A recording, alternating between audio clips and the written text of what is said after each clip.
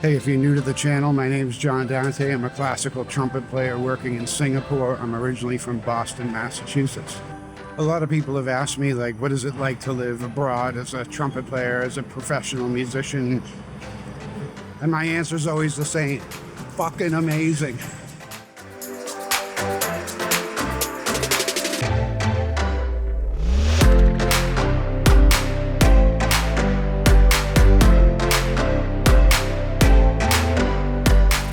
God, it's awesome. I love my country, but every day that I don't have to wake up there is a blessing. Some of you guys know, I've lived abroad for 20 years. I moved to Malaysia in 2006. I have zero regrets. I'm super grateful for my life in Asia. A lot of people ask me, what is it like? Is it different? Well, yeah, it's a lot different. For one, when it's 7 o'clock in the morning here, it's 7 o'clock in the evening there, if you're on the East Coast of the United States. I'm as far away from my hometown as I can get without being on my way back. You know what I mean? That's where I'm at. The funniest part about my career is I had to move to a third world country to make a living in music. They call Malaysia a third world country. It's really not. It's very, at least Kuala Lumpur is a really cosmopolitan, bustling city of like 7 million people.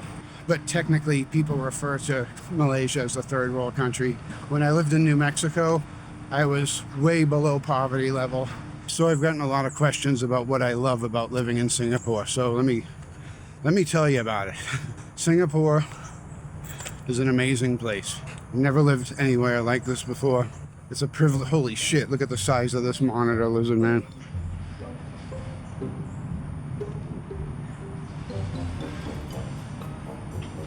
Look at that. Holy shit. He's huge, man. Wow. Okay. Monitor lizards are one of my favorite things about living in Singapore. Holy crap, man.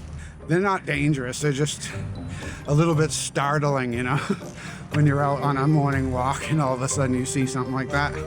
Anyway, let me tell you about Singapore. I call it the Disneyland of the world, right? I mean, life is so good here that it's like almost comical. Everything is so safe and clean and functioning, high functioning.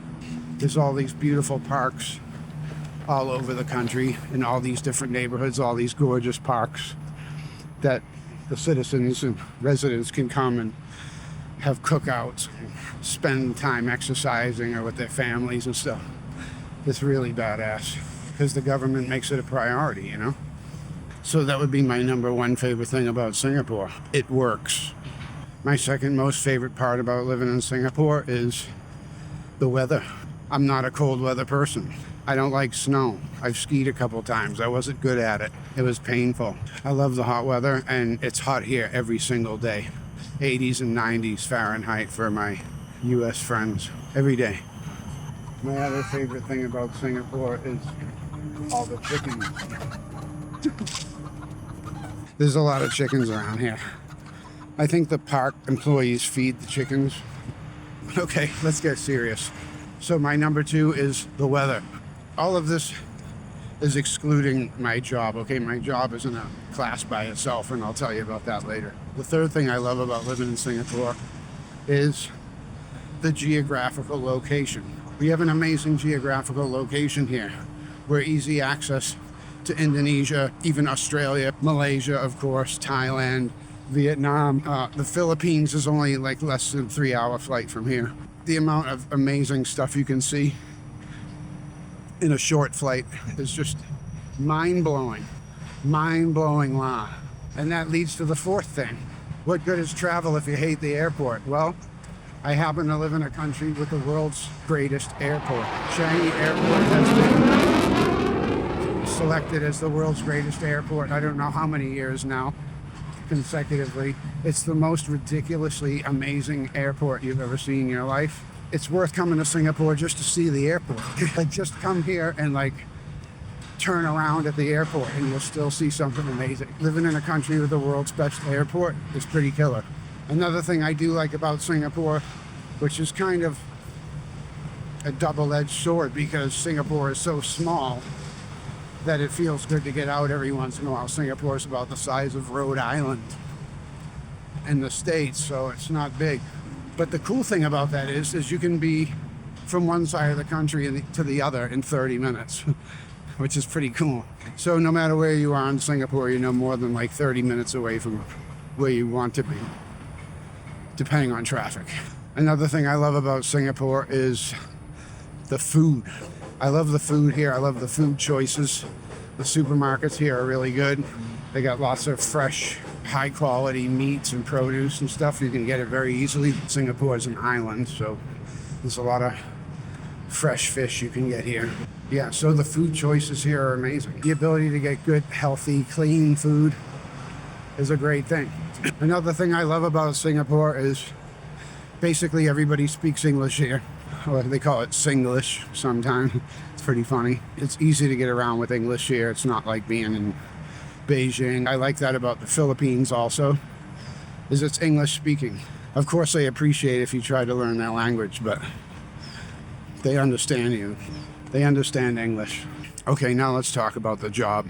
My job with the Singapore Symphony, now 10 years into it, is the best, in my opinion, the best symphony orchestra job I could possibly ever dream of having. I got amazing colleagues in the orchestra. The management of the orchestra is super capable and super nice, you know.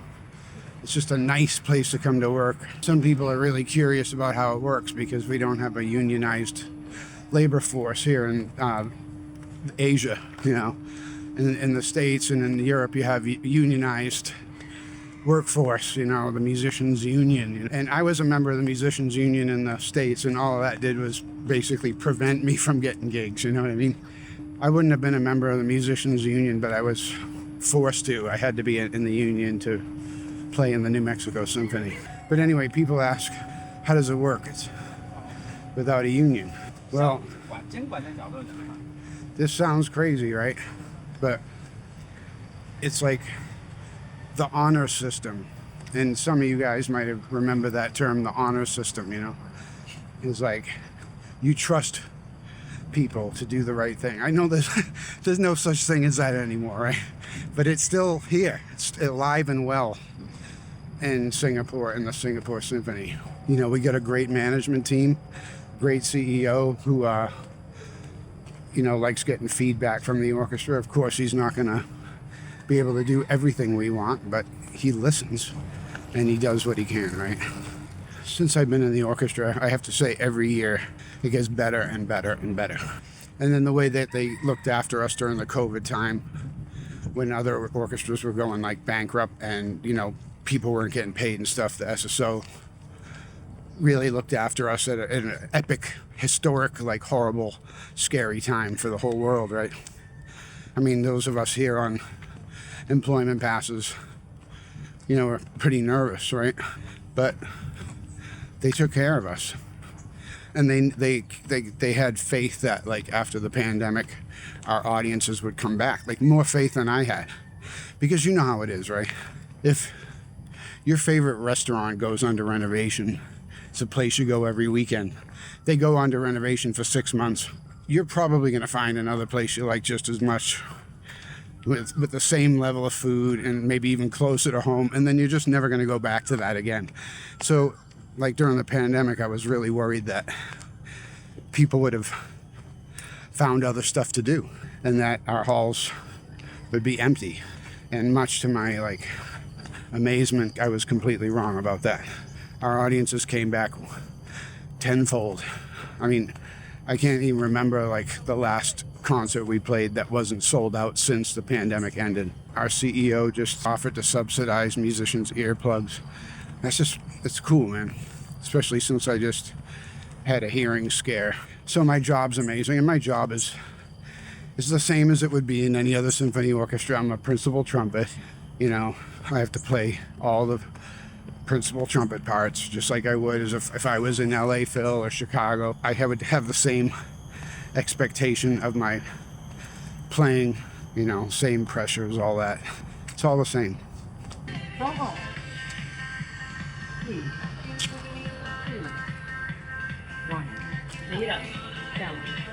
There's another thing I love about Singapore, right? Like Sunday morning, everybody's like doing their Zumba class. Kids are out roller skating. It's like a very wholesome place, you know? In the States, you don't see like kids out. Okay, let's give you the last. It's not safe, right? Anyway, that's not my problem because I live in Asia and I will not have a US mailing address ever again. So I don't worry about that. And that's going to be in my next video. We're going to talk about worrying only about the things you can control and how to do it, how to practice it in your life. Because that is a transformative thing. It's a lifelong pursuit, right? But for now, guys, this is what it's like living abroad. We have McDonald's, you know. I'm not here eating rice and egg every day, you know. Like we have all the modern and stupid things that are in Western countries. So you guys take care of yourself, and I'll see you on the next video.